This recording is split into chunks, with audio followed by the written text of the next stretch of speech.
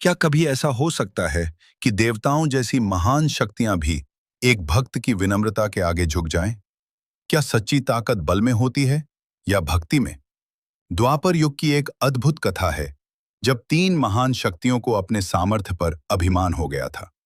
एक दिन द्वारका नगरी में सभा लगी थी। सभा में उपस्थित थे भगवान श्री कृष्ण का दिव्य शंख, आकाश का सबसे तेज पक्षी और राजमहल की सबसे सुंदर रानी। सब अपने गुणों की प्रशंसा कर रहे थे। दिव्य पक्षी बोला, तीनों लोकों में मेरी गति से तेज कोई नहीं। शंख गर्व से बोला, मेरी ध्वनि से बड़े बड़े योद्धाओं का साहस कांप उठता है।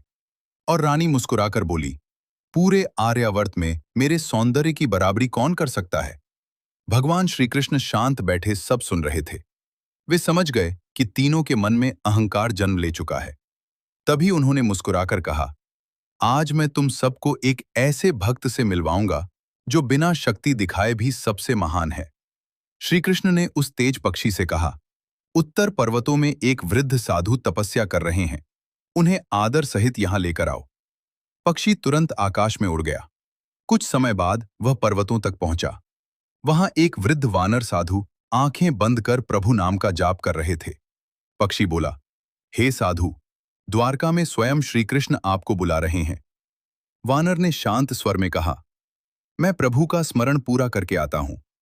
पक्षी मन ही मन हंसा, ये वृद्ध साधु भला मेरे जितनी गति से कैसे पहुंच पाएंगे।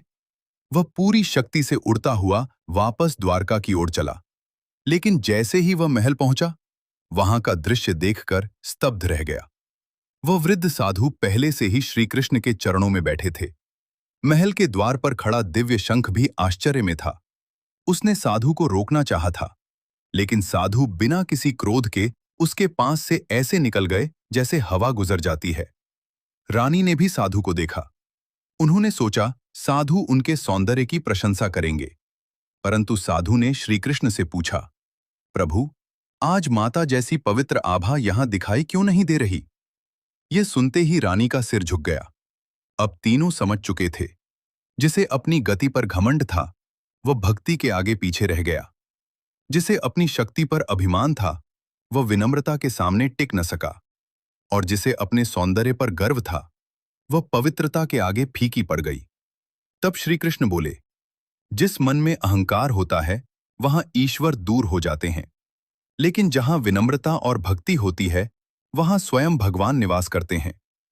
तभी वह वृद्ध साधु मुस्कुराए, क्योंकि वे कोई साधारण तपस्वी नहीं, प्रभु के परम भक्त थे। और उसी दिन तीनों ने समझ लिया, सच्ची महानता